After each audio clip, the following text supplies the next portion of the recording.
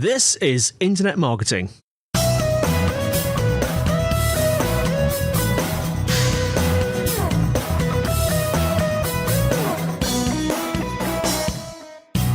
Brought to you by Site Visibility at sitevisibility.co.uk. This is Internet Marketing.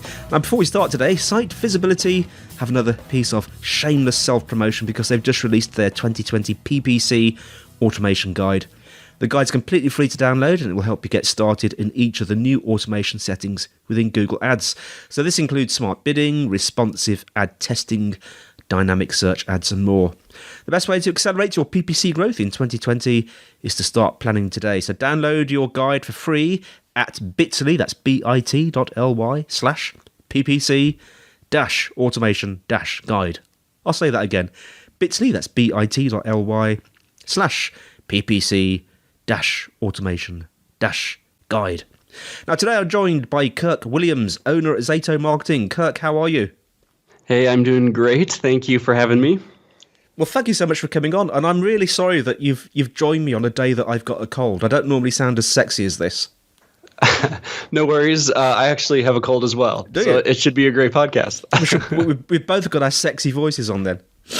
Sorry, and exactly. I've stopped sniffing as well. That's really bad. Really unprofessional to sniff in a podcast. Anyway, let's start off. So you're sort of the top left-hand corner of the United States. Would that be fair to say?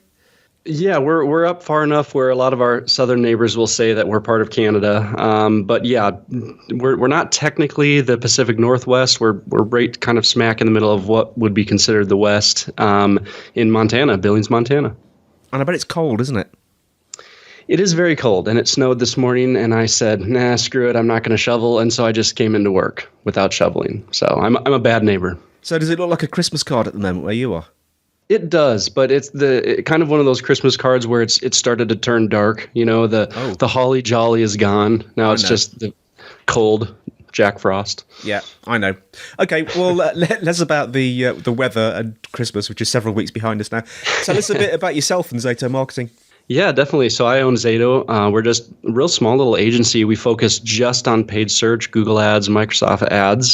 Try to keep it kind of within our wheelhouse and what we do. And then shopping ads is a major part of that as well. And so that's what I'll write on shopping ads and speak on that a lot. I try to know what I can. Try to do my thing with that. Had a few articles posted around that have gotten me some 25 most influential PPCers, things like that. That's been fun to keep up with that. So, and you're a Star Wars nerd, aren't you? I am, yeah. So I love Star Wars. I like to say that kind of before the new wave of Star Wars stuff became really cool, I liked it. As a kid, I read all of the books, the original canon. I was very sad when Disney decided that the original canon, which was my childhood, was just wiped clean. All right. They killed my childhood. That's okay. I'm not bitter. Love Star Wars. Love Star Wars Legos. I have a bunch of Lego sets in my office here behind me. So shame we can't talk more about that. But let's talk about let's talk about a variety of things, because you've written some great sort of articles recently, and articles that address other articles. Let's start with perhaps the current state of advertising automation. What are your thoughts there, specifically with reference to your recent article on that?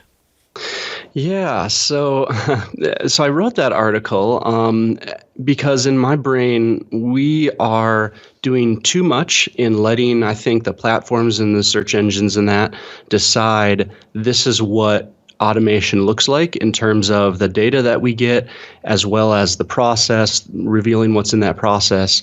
I think there are some important conversations that need to be had around that. Well, you know, people are definitely talking about automation. I'm not saying that no one's talking about automation, but I do think that in some ways, just because it's the platforms that are pushing forward a lot of this stuff, that there's kind of this acceptance happening.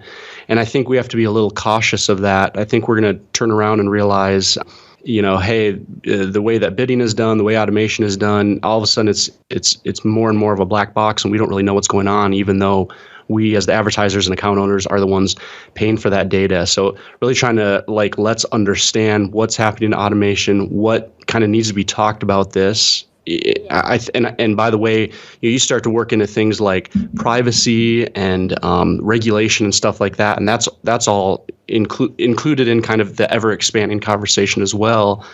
But I think we need to talk about that stuff. So that's kind of specifically that article I wrote was in some ways looking at this and saying, hey, as I've talked automation with Googlers and with other people, sometimes it's kind of this like us against them thing, like us saying, well, right, we need data and we want to see what's going on. And I mean, this is a very oversimplified thing, but it's a lot of times it's us as the advertisers saying, we want to see data, we want to know what's going on in the process, and then pushing back.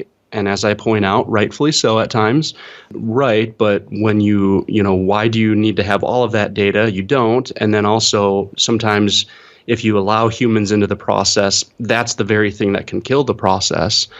And so in some ways, kind of this like, hey, there's both sides of this that are actually really, really correct. I think that advertisers have a right to data as well as to know what's happening in some ways, and yet agree like the process itself needs to work and be successful, and sometimes that can be ruined by people. And so like, how do we figure that out? And in some ways, I tried to throw out the article and then say, look, I don't really have an answer to this. Like, let's talk about this. And the reason why I do think it's important right now is because what's happening is we're not really, I mean, we are having that conversation, but not really, because frankly, with the world that I work in, which is Google, like they control all of that because we're kind of working within their ecosystem. And so we can complain all we want about, hey, we don't have access to this data, we need it. And it doesn't really matter right now because they'll say, well, great, too bad, here's this new completely automated, completely black box thing like smart shopping that you can't do anything about regardless of how you feel. And so that's kind of why I think, hey, we probably better talk about this now, because especially Google, this stuff, Google, Facebook's like this stuff is getting more and more black box automated. I don't think that's the best thing out there. So that's kind of the reason behind the article. Yeah, it's interesting, isn't it? Because we've spoken about automation a few times recently on the show, and I suppose it's like any new technology, isn't it? It's a double-edged sword. You've got to, in some ways it's very good, but you've got to be able to use it properly and be aware of pitfalls, I guess, haven't you? Which is essentially what you're saying. Yeah, definitely. And then the other aspect of that too is like automation really does have limitations, especially based on the data that it gets and the accuracy of that data and what it even can track. And I think that's where you get into some of the stuff with conversations around attribution as well. You know, attribution, which traffic source should get the credit for a sale, right? Yeah. You start to have kind of bigger conversations about marketing strategy. Okay, so, you know, company A and company B, they have two completely different marketing strategies and what they're trying to do. And that doesn't always transfer really well into just a rubber stamp. This is the exact form of automation that needs to happen based upon, you know, some specific, like a couple of specific conversion data inputs that we have. And so I think that's just kind of all part of it. Is in some ways maybe, and I don't know, maybe this is somewhat naive of me, but in some ways I see automation as being good, but then also it's just going to have its limitations, which is why I just think there's always room for human guidelines, humans to adjusting and making strategic tweaks and all that stuff. But if it's an entirely closed system, like let's say, you know, smart shopping, there's just really nothing to be done by the humans in that. And I think that's got its problems. Because you mentioned there about attributions, or improper attributions to be specific. And this was in response, wasn't it? In response to an article that's basically saying that digital advertising is the dot-com bubble. And you say, no, it's improper attribution. Tell us a bit about that. Yeah, if you can't tell, whenever I disagree with something online, I write an article about it. Yeah. Yeah. I mean, let's see, when was this? So I think I wrote that article in November. I'm trying to remember when the correspondent article came out. I think it was in November, early November. But basically this article came out that they did a bunch of research. They talked to people. I think they used eBay as a pretty big example here in their article, and tried to point out that digital marketing itself, digital advertising itself was kind of this dot-com bubble in terms of like, hey, it's gonna burst. It's gotten too big of a thing, and it can't really prove anything. It can't really deliver what it says it can deliver. And so my article was basically saying, like, look, I actually think that there were a lot of good points made in that article that we need to be aware of in digital advertising. But I think that, like, they pulled out, to use an Americanism, they pulled out a gun and started shooting, right? Yeah. And they hit the wrong target, right? Yeah. I think that, they started, well, here's a Star Wars reference, like stormtroopers, they started blasting away at anything and everything. And therefore they hit like digital advertising itself rather than, I think, which is the actual problem, which is the belief that we can track everything, which to me would be an improper understanding of attribution. I think that's the bubble. I think, and that comes from a lot of stuff that I've seen as well in the space of marketers kind of thinking, hey, we can track everything now that we have a few data points and now that we have an analytics tool. And so because we can, quotation marks, air quotes, because we can track everything, now that means that we know exactly what needs to happen. And hey, let's throw out like our marketing strategies and stuff like that. Let's not actually really pay attention to those, because what was actually sending us the sale based upon what Google Analytics says, and let's push our money into that. And I think that in that way, yeah, probably thinking of it like a bubble in something that can't deliver what is asked is actually probably a good description of it, because in that way what we've done is we've started to rely too much on believing that the data within analytics and what it's showing, we're just relying too much on that being exactly what's going to prove where our traffic sources are that are selling. And we're not really building these marketing strategies that actually really do fill the funnel at the top and really push more into the awareness stage of things. That's not always tracked, and that's kind of the point, is that's typically going to be the place where you're just not really able to track much sale to, right? And so if you rely on analytics and that solely, on what they're revealing, they're usually going to be weighted towards more of a last click purchase type of a model, which means the last source to send a sale is the one that gets the credit. And in that way, you can actually start to kill off really good marketing strategies that have this idea, that traditional idea of the marketing funnel of awareness, and that you can kind of start to kill those off because you're so focused on your bottom of funnel, which is actually showing you sales. And so that's where I think, hey, article, you did a good job. You brought out some concerns, but I think that you missed the target, because I think actually what you're aiming at is our belief we can track everything. Let's be cautious about that. Let's get back to real marketing again. Now, as with a lot of things with internet marketing, there's been a lot of articles recently about the marketing funnel is dead. It's a bit like podcasting is dead. The marketing funnel is dead. I know you've got some, because you did mention about the marketing funnel being dead. What are your thoughts on it? And I love your expression, can we stop killing it, please? Yeah, so I don't think it's dead, based on the title of that article. Yeah, I mean, to me, I look at what the marketing funnel really is, and it's just this basic idea of kind of the strategies that I talked about a little bit earlier here in our interview. And that is basically the idea of this whole awareness, interest, desire, action. This funnel idea still exists, in my opinion, in that really what we're trying to do initially is get awareness and build that across kind of a wide swath of people, if you will. So in a very, very simplistic way, there's still a lot more people in the awareness category. And then at some point, we're shifting down into more of actually causing people to be interested. And then we move it into, hey, I'd like that. And then they actually buy. That's the funnel. And so the reason why people want to keep killing the funnel is, honestly, for good reasons, is that they're looking at the complexity of what marketing is in 2020. And they're saying, yeah, but if you look at what, let's say we could follow a user around and just watch what they're doing. And after 3 weeks, they finally buy a pair of sunglasses by hitting Facebook 27 times, having conversations with 13 people, searching for your brand a few times. Basically, the idea is it's almost more of a maze, as a friend, Aaron Levy, has described it. And so in some ways saying, hey, because of that maze, there's really no funnel aspect left to it. It's just too complex, it's too complicated.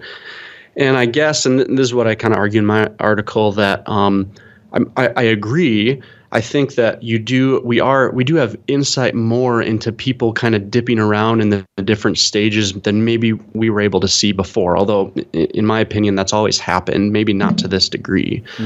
But at its core, I think that as we think through how do we build a strategy for marketing this product or service, I do think it's still helpful to think in terms of kind of that idea of, hey, let's first start thinking about how are we going to build awareness? In terms of an actual brand, right? How are we building awareness of this brand to a wider group of people?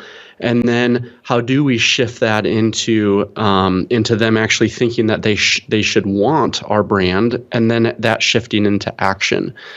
And so in terms of actually just and then taking that, okay, the rubber meets the road, how do we then turn that into a specific, like, what are we actually going to do? Then how much money are we going to invest into paid search? How much time are we going to invest into social marketing, things like that, YouTube ads, things like that.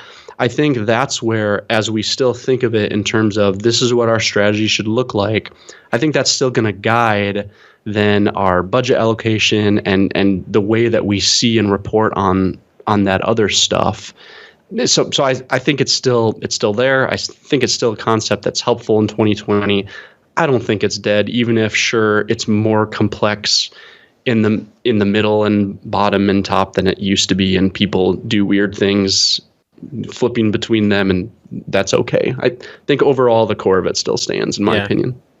So it's not an endangered species, the marketing funnel. We don't need to sort of allocate special wild areas where marketing funnels can roam unfettered and protected. Yeah, I don't know where I'm going with that, but it's slightly bizarre. But I did want to talk about. I wanted to talk about Google Shopping, actually, just briefly, specifically Smart Shopping, because I know that you had a great rebuttal to a rebuttal, didn't you? Tell us a bit about that.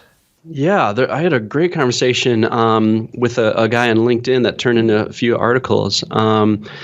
And basically, so Smart Shopping, just to give an idea for those not aware of it, Smart Shopping is put out, I think a little over a year ago now by Google. And it really is a black box, or someone else has described it even more aggressively, a black hole type of a black box. It's not just concealed, but black hole. It actually literally like sucks all the data and everything in so that you can't see anything even if you try. And this idea being that they will, you take your feed from Google Merchant Center, your product feed, and so this is for products, e-commerce. You take this, you push it to Google. Google sees that, you push a Smart Shopping campaign live, and they say, great, don't worry, we'll take it from here. They pat you on the head and push you on your way. And then they advertise that basically across all of the Google channels. They still are expanding some into Discover and that kind of thing, but especially like YouTube, Gmail, search, display. So it's across all of those. So traditional shopping ads back in the day, you could push those into display remarketing, or you could primarily they would be just search only. And some of that idea has always been, again, for those users maybe not quite as familiar with the lingo and what's going on there. When something is searched for, there's an intent there that's just not quite the same as like on the display network or Gmail or YouTube, where you're more in the awareness stage in that.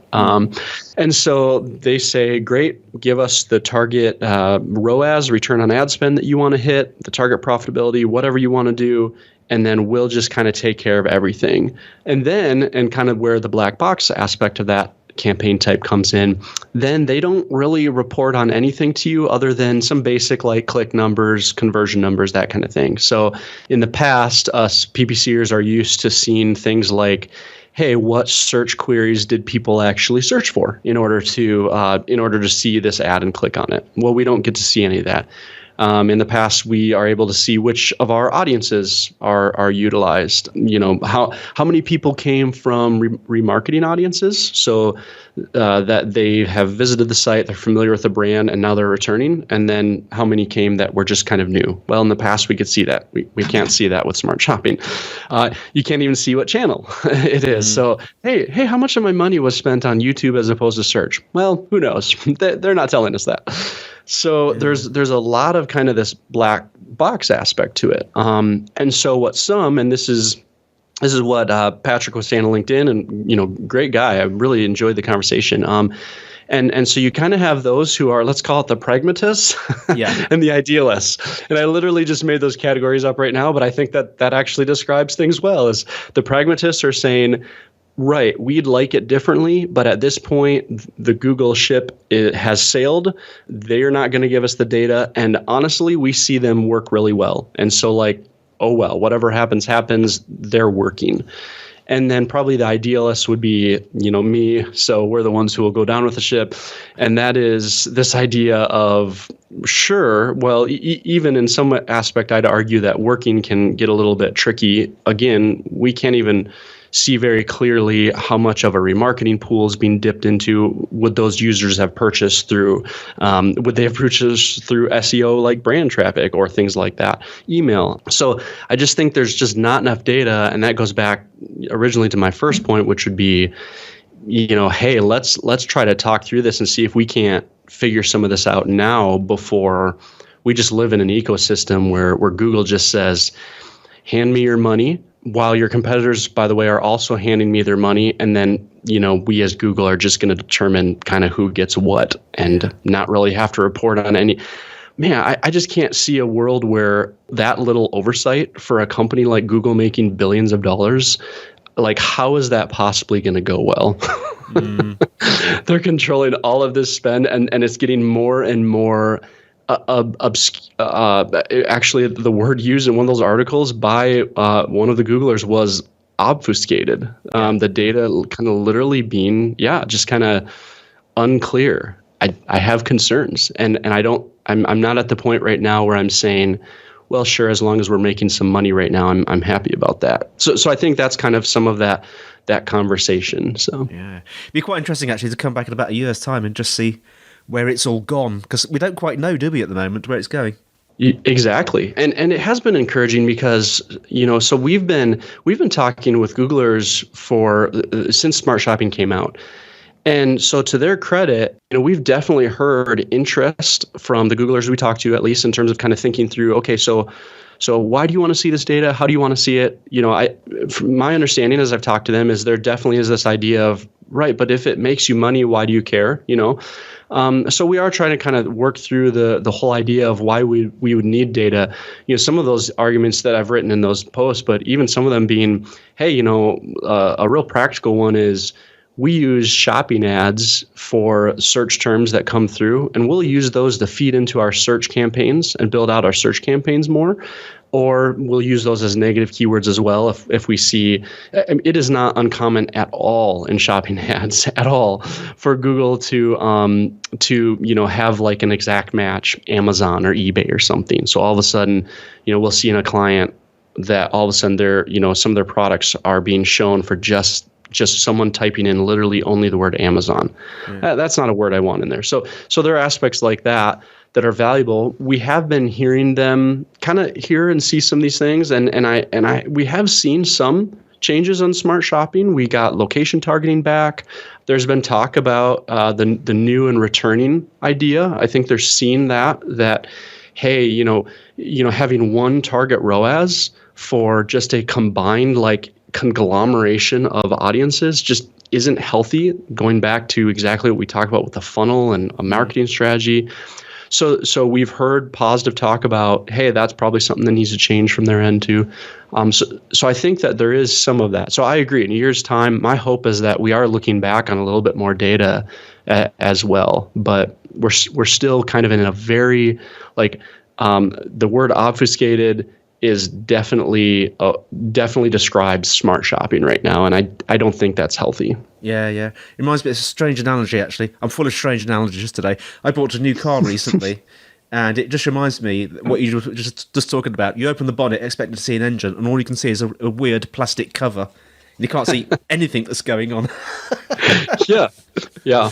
Anyway, we better crack on. A takeaway for our audience there. We've spoken about quite a few things, but what do you think our audience should be thinking about as they leave this podcast today? Yeah, I think what I'd say is what I'd like to get people just chewing on is the idea that you can't necessarily trust your data. I feel like we're in this realm right now in advertising, in some ways unhealthily, where all of a sudden we have data that we've never been able to get before. So, for years and years and years, marketing has looked very similar. There's been the idea of the funnel. I mean, that thing came out in like 1898. And so kind of this idea of a marketing strategy has always been existed. And now all of a sudden, in the last decade or so, we've been able to say, right, and we can even see more data about people that are visiting. And so then there's been this mad rush on data and data collection and all this stuff, like the one with the most data wins, And the problem being, and I do think that we are now right on that cusp of kind of entering the next evolution, I think, of what's happening. I've seen this with a lot of people online, a lot of what people are writing on, what people are talking on in social, in advertising communities. And that is that data is good, but because it can be misunderstood, it cannot give the full answer. Or what about all the data that's not even there? We're going to see that come hardcore with privacy stuff happening, where all of a sudden there can be just gaps created in a user's data cycle. There's there's dark social where you can't track exactly what's going on. And so in some ways, we never have the full picture with our analytics and with our data. And I don't think in any way it's wrong for us to hold that a little bit suspiciously. Still utilize it absolutely. Still utilize it to help inform our strategic efforts and thinking through things. Data is still valuable. I think there needs to be a little bit more suspicion about data than I've seen. And that is where then once that ball starts rolling, that's where you start to wonder about fully automated systems, because they literally can't exist without that data, and that data has to be perfect, right? Yeah. So there's just so much to this right now that I think probably the best thing that we could do is literally just stop and think, what if what I'm seeing here in my Google Analytics report, what if there's more to the story, and I need to really make sure I understand that before I make a decision to reallocate budget from channel X to channel Y? That's what I want people to walk away thinking about. Well, Kirk, thanks so much for coming on. Massive food for thought there. How can our listeners find out more about you, more about Zato? Yeah, so we're on our site is zatomarketing.com, and then I'm Ppc Kirk, and that's basically over all social channels. So if you find Ppc Kirk anywhere, you'll find me. Fantastic. Well, thanks for listening, everyone. The show notes will be in the usual place, sitevisibility.co.uk/IM podcast.